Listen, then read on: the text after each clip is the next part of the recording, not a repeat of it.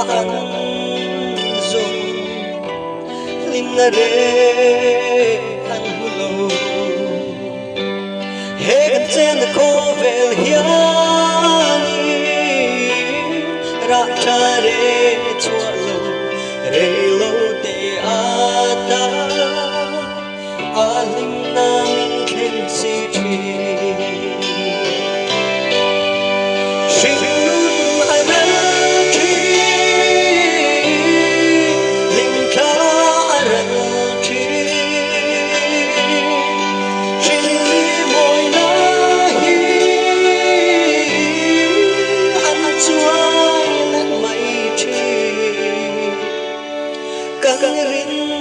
Krista zong apangai reng phu thi chatuana Danglamlo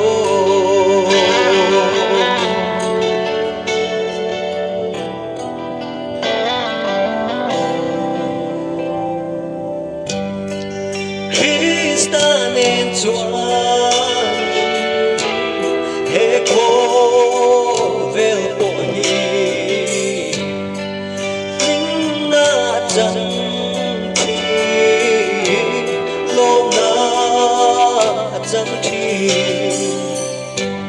căn lungngaihna zong zong ke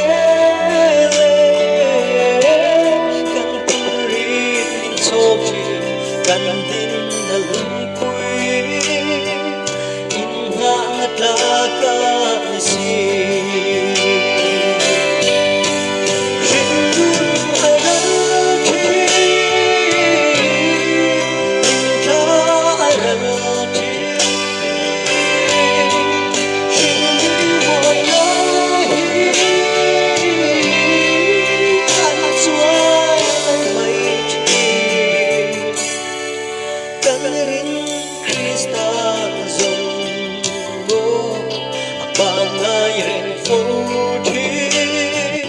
chatuana Danglamlo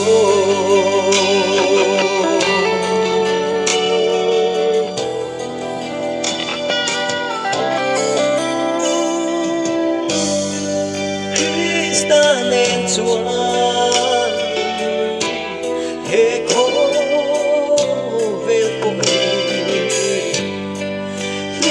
na cheng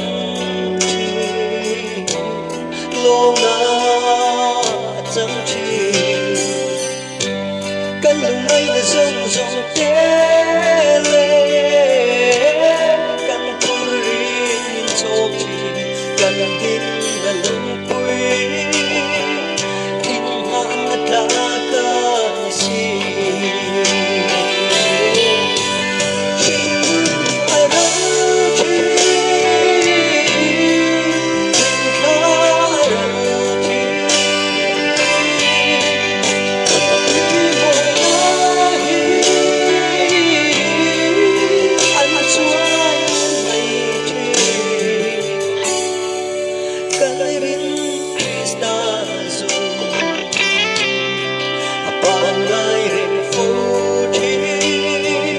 chatuana Danglamlo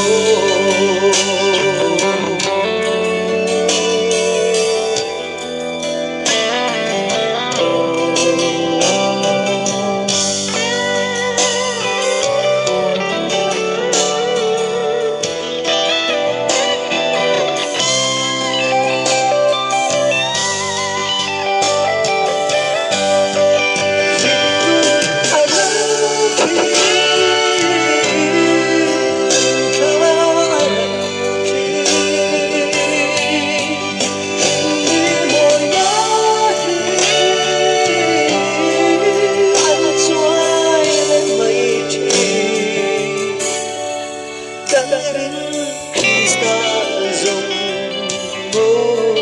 apangai reng phu thi